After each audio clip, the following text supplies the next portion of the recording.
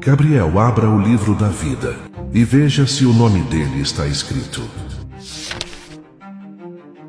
Senhor, o nome dele não está aqui. Ele me louvava com os lábios, mas o seu coração estava longe de mim.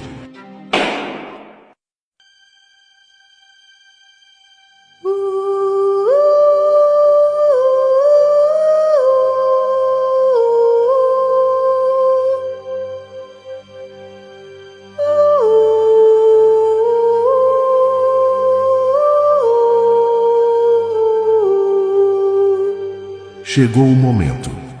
O tempo dele na terra se esgotou. Agora, tudo será trazido à luz. Gabriel, abra o livro e leia diante de mim a história desta alma. Sim, meu Senhor. Ele cresceu em um lar simples, sem estrutura, sem referência, sem direção. Desde cedo, o Senhor o chamou. Chamou através do vazio existencial. Chamou nas noites em que ele chorava sozinho. Chamou nos momentos em que ninguém acreditava nele. Mas ele nunca se rendeu de verdade. Sempre segurou algo dentro do coração. E por causa disso, a obra do Senhor não avançou na vida dele.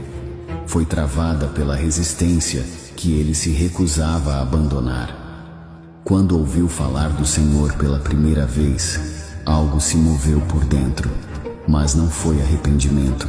Foi remorso misturado com carência.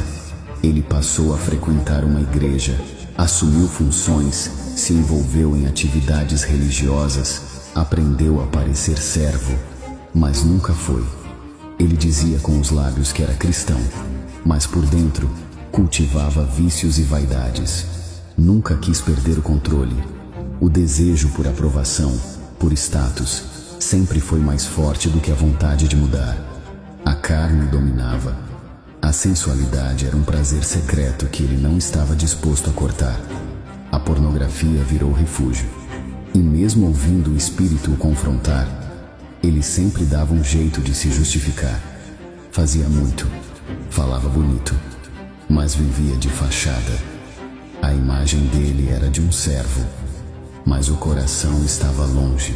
Ele dizia para si mesmo: quando eu estiver mais firme, eu mudo. Todo mundo tem suas lutas. O Senhor entende. E assim, dia após dia, escolheu o conforto da ilusão, em vez da dor da renúncia. Houve momentos em que o Senhor o visitou de forma intensa, momentos em que ele caiu de joelhos, mas se levantou sem mudança. Não havia entrega verdadeira, não havia morte do eu, havia apenas medo e máscaras. A fé dele era seletiva. Queria o teu perdão, mas não queria obedecer. Queria o teu céu, mas não queria morrer para o mundo. Gastou a vida tentando parecer um servo, mas recusou-se a ser moldado como um. Mas o Senhor não desistiu dele. Mesmo vendo o tempo se esgotando, mesmo percebendo que Satanás já o cercava com armadilhas, o Senhor intensificou as investidas. Moveste céus e terra por essa alma. Usaste situações, dores, perdas. E por fim, enviaste um dos teus servos, um verdadeiro, um homem cheio do teu espírito, que olhou nos olhos dele e disse com ousadia: você precisa nascer de novo. Não apenas frequentar, mas se entregar de verdade. Foi claro, direto. Era a última chamada. Mas ele não quis ouvir. O orgulho falou mais alto. Pensou no que os outros iam dizer. Pensou na reputação, no cargo que tinha na igreja, na imagem de crente firme que construiu ao longo dos anos. Preferiu manter a aparência do que rasgar o coração. Disfarçou o incômodo com sorrisos, escondeu a dor com frases prontas. E quando ficou sozinho, disse a si mesmo: isso é exagero, eu estou bem com Deus, Ele sabe que eu tento. Mas o Senhor sabia que ele só estava se protegendo da verdade. O tempo estava se fechando, e mesmo assim, ele resistiu. A última porta foi aberta, mas ele preferiu manter-se onde estava. seguro em sua religiosidade e distante da tua presença.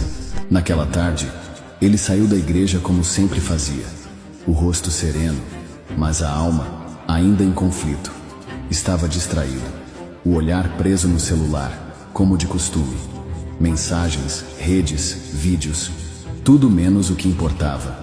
Não percebeu o carro, não teve tempo de reagir. Foi rápido, tão rápido que não houve espaço para um último arrependimento. Nenhuma oração, nenhum clamor. A eternidade o alcançou, no silêncio. E assim, terminou sua história na terra. Essa é a vida que está registrada neste livro, Senhor. Agora, cabe somente ao Senhor decidir a sentença.